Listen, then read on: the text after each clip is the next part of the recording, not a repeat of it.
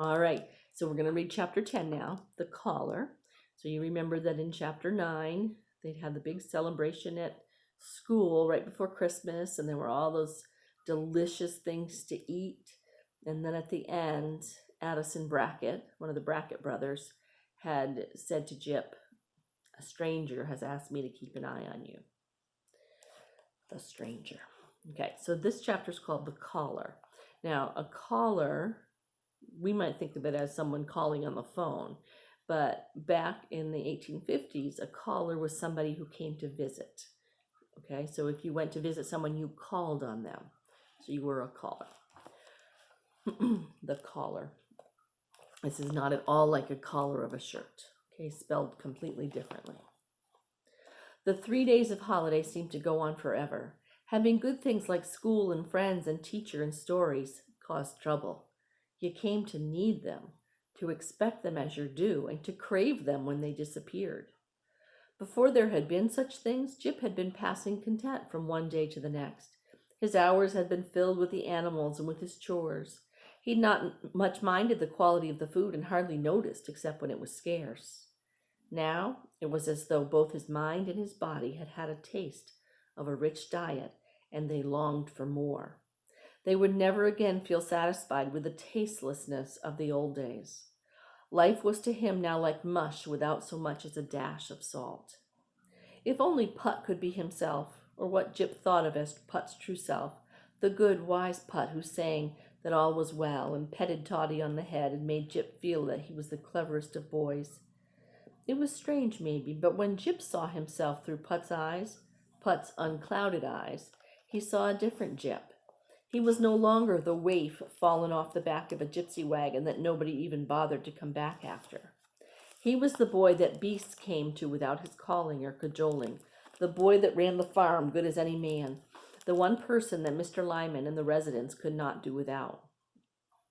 Then, somehow, when Putt went away from him into that fearsome rage or silent curtain of the densest fog, Jip himself went missing. Oh, he still did the chores, but he was again the ignorant boy who barely knew his letters, the boy that was maybe dropped on his head in the fall from the wagon and left deficient, more kin to the ignorant beast than to upright humanity. So, when Putt sees Jip as smart and capable, Jip feels smart and capable. But when Putt is gone in one of his rages, Jip doesn't feel that way anymore. He feels ignorant, which means unintelligent, unknowing, not knowing things, um, and that he's more akin to animal, to beast, ignorant beast, than to upright humanity, than to man or mankind, humankind. An ache welled up inside him. This is how it had always been for Sheldon, a continuous sadness at being less than others. The hankering to be seen as a man, that was what had cost Sheldon his life. He knew the grief of being cast off as worthless, and then a tragic few days of feeling himself grown into manhood. Oh, Sheldon, I was never good enough to you. I didn't understand. He held tight to the slats of Putt's cage. Come back to me, Putt, he begged silently. But today Putt lay in a stupor, his back curled away from Jip and the world. School began, but Jip did not go. Mr. Lyman called him out of the cage room the night before to tell him he must stay on the farm. I can't have you going off to play whilst Putt is in this state, the manager said. It frights the women and children too greatly. You've made him your pet, and now you'll just have to care for him, or I'm forced to send him down to Brattleboro, whether it takes the food from the rest of your mouths or no. You understand me, boy? So remember, Brattleboro means the Brattleboro Retreat. At that time, it was an asylum for mentally ill people. Asylum, a hospital for them. Jip understood. There was to be no schooling for him. He should never have allowed himself to hope for it. When Lucy heard, she stamped her foot and refused to go alone. You got to go, Lucy. I'll never know how Oliver comes out else. Besides, you can come home and teach me what you learn. Then I won't be left so far behind. Well, I tell you, teacher ain't going to like it at all. It can't be helped. We can't have Putt going off to the asylum, can we? Remember how he'd come to us tied and...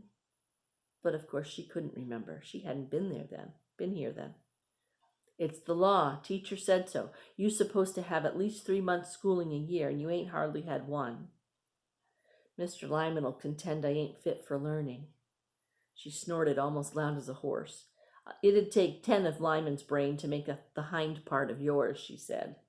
He couldn't help but smile at that. Then you gotta help me, Lucy. Go to school for both of us. Teacher asked after you, Lucy reported the first afternoon. So did Addison Brackett, but I told him to mind his own affairs. He tried not to think of Addison Brackett behind the schoolhouse in the shadow. Did she read the book? She didn't almost. She said she hated to go on when some folks would miss out. Only you and the Turner baby was missing, and you know teacher didn't mean that one. Tarnation, she still sucks her fingers. So there were only 2 people absent from school, Jip and a young child who Lucy calls the Turner baby.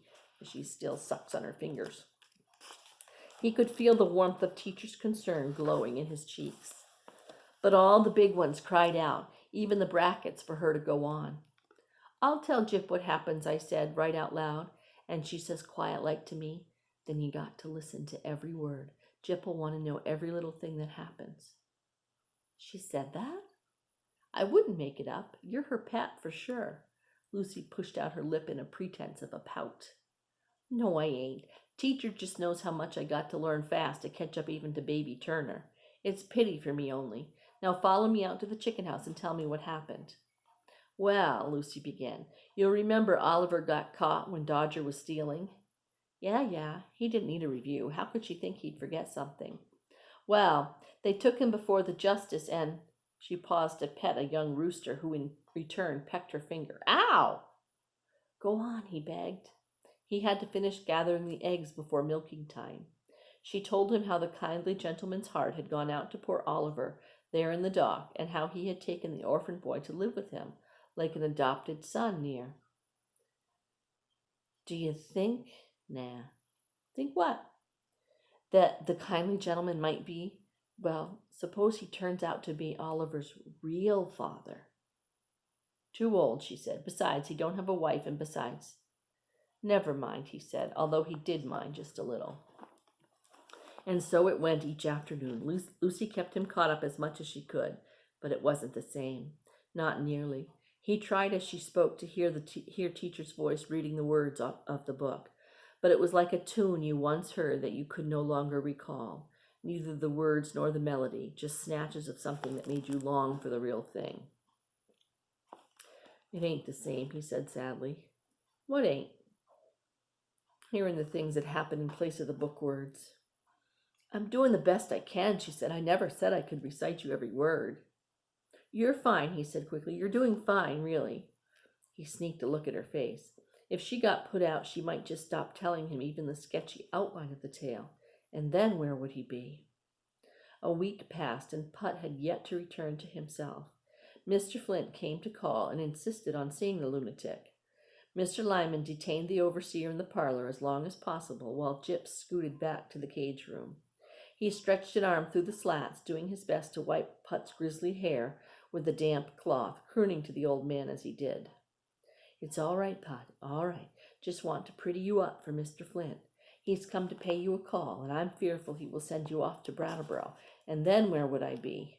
You're my friend, Putt, my best friend in all the world. How can I let them put you in irons and carry you off? They'd take you away, Putt. They'd lock you up forever. You'd not likely to sit in the sunshine ever again. The body of his friend shuddered, but he did not turn to face Jip. You hear me, Putt? If you don't care anything for me, and can I blame you for that? You can despise me for, if you will, but think to yourself, Putt. You'd never sing again, locked away with nothing but lunatics to keep you company. No toddy, Putt. No toddy in Brattleboro. Now stick your hands out and let me wipe them off. You know they need it. There was no response.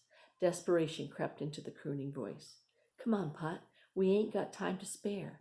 The overseer will be stomping down the hall in his shiny leather boots any minute now. You got to at least turn over and let me wipe your face and hands. Will you do that for me? For yourself? You don't want Mr. Flint to send you away from us now, do you? The door opened. Jip jumped back from the cage, keeping the rag behind his back as though the sight of it would somehow count against Putt. The overseer studied Putt's back and then strolled around the three sides of the cage to better study the top of Putt's head and the soles of his dirty bare feet. Flint took out his handkerchief and put it delicately to his nose. Like it was a bad smell, so he was trying to... Don't you ever bathe him? The question was directed at Mr. Lyman, who looked confused and nodded his head toward Jip. You put the boy in charge? Mr. Lyman's eyes darted around. He wiped his hands on his trouser legs. I asked to do for Mr. Nelson, sir, Jip said. Me and Putt gets along pretty good, and he's... He searched his head for the proper phrase. Like a father to me. A what? Jip's face reddened. What I mean is, being an orphan, it makes me feel good to care special for someone, like having family. Mr. Flint stiffened, his gaze again on Putt's dirty back. He patted his nose. He seems harmless enough at the moment, the overseer said at last. Jip dared to breathe. Yes, sir, he said, trying to force his lips into a smile. Well, carry on then, the overseer said, giving him a jerk of the head, his large nose still protected by the gleaming linen handkerchief. The two men slammed the door behind them. Rude, ain't they? Jip said, but the back did not answer. He tried to tell himself that it was great good luck that Mr. Flint had come when Putt was in his death-like state, and not having his howling fit when he threw his body against the slats, and screamed the name of the Lord in vain, calling down obscenities and the curses of the devil and all his black angels upon anyone and no one. But at least when Putt was hollering, Jip knew his friend was alive, that there was someone in that filthy shell of a body, raging against the awfulness that had taken possession of him. All is well, Jip would sing, trying vainly to pierce the darkness. A week passed before Teacher came to call. So she's the caller. She presented herself at the front parlor door, which upset Mrs. Lyman no end. The door had not been opened for years, and it was so warped that no amount of banging and shoving from the inside could force it ajar. So if a door hasn't been opened a long time, sometimes it swells, or when it swells, it gets warped in a way that makes it hard to open. So they couldn't open the front parlor door. The manager's wife sent Jip running around to tell whoever it was out there to come around to the main kitchen door like any normal Christian soul. To Jip's surprised delight, it was Teacher standing there in the snow, wrapped in a warm shawl with a countrywoman's bonnet tied under her chin. Teacher, he said. Jip, how are you? She was so beautiful, even in that homely bonnet, tall and built as strong as a brick house, with eyes so lively they made you long to see whatever it was they were looking at. You're all right? Fine, he said. He knew his face was red under the dirt. Mrs. Lyman, she says to ask you kindly to come to the kitchen door. This here one's stuck fast. Teacher laughed. I've been gone from here too long. I should know better than to come to anyone's front door, shouldn't I? She followed him around to the kitchen, lifting her skirt to keep it from dragging in the snow. That's my pay for trying to impress people with the importance of my visit. She had a lovely laugh. Though the truth of it was, had he considered it, everything about her seemed to Jip exactly what a woman should be. See the way she stopped at the hitching post to give her horse a pat and a word before she went to the kitchen door. We're missing you at school, she said, as she wiped her feet carefully on the gunny sack Mrs. Lyman put out for a mat on the stoop. Yes, marm, he said. I miss school too. Good, she said. I needed to be sure we were in agreement. I can't come back, though, leastways not for a while. Why not? It's Putt, marm. Putnam Nelson. No one else will care for him when he's in a bad way. I see. Did she? Oh, marm, I can't let them take him to the asylum. It would kill him. So that's it. He's my friend. She looked down at him, her eyes soft and kind. You're a rare one, Jip, she said. He opened the door and held it back to hide his burning face. You best go in. It's cold as Hades out here. Well, that's a different view of it, she said, laughing again. She gave his shoulder a little pat as she walked past him into the kitchen. Mrs. Lyman was sitting at the kitchen table. She didn't stand up to welcome the guest, just nodded at a vacant chair. "You'd best be seeing to Mr. Nelson, Jip," she said. For a minute he didn't move. He was hovering behind Teacher, waiting to take the shawl and bonnet, to pull out the chair, anything to keep close by. She smelled fresh as a barn filled with new-cut hay. "Jip!" "Huh?" Mrs. Lyman gave a great sigh. "We've tried to make him mannerly." She gave a helpless laugh. "Can't teach a sow to sing, I reckon." So a sow is a female pig. When she says I can't teach a sow to sing, she's saying about Jip, "I can't teach him manners. He's just too dumb. I can't teach him manners." Teacher frowned but pressed her lips together. "Boy!" He dropped the hands he was holding out for the shawl and bonnet. "Don't worry about my things, Jip. I'll just lay them here on this chair." "And close the door behind you," Mrs. Lyman ordered. He backed awkwardly out of the kitchen. Mrs. Lyman didn't want him there. She wanted to tell Teacher that he had no head for learning, would probably be a care to the town all his life like Sheldon, being he was thrown off a gypsy wagon and never come back for. The anger rose up inside him like soap lye bubbling up in a kettle. He could learn. He knew he could. He just had to have the chance of it. Still, how could he leave Putt behind? What would they do to him? Send him off to an asylum, locked away from all that made life worth living? The sky, the mountains, the open air, and Jip, his one true friend? Lucy and Toddy, too, of course, and the animals. Putt loved them as well. But it's me he counts on. Lucy and Toddy have their mother and the baby, but Putt and me only have each other. We're all we got in this world. I already lost Sheldon. I can't lose Putt, too.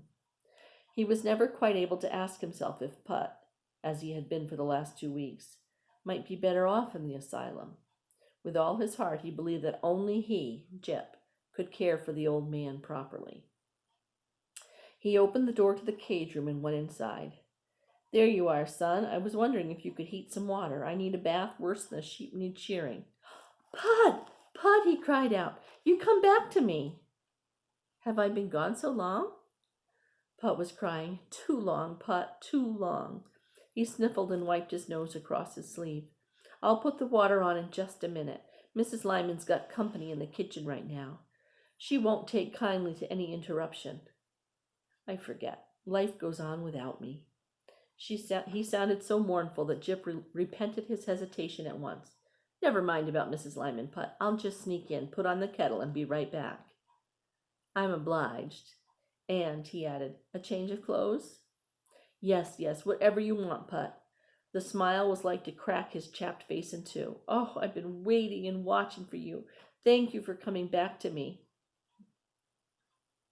He raced down the hall, stopping short of the kitchen door. He paused, wiped his palms on his trousers, and knocked gently. "What is it?" Mrs. Lyman's voice was sharp with impatience. He cracked the door.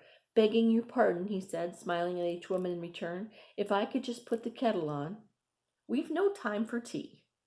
No, it's Putt," Jip said. "He wants a wash."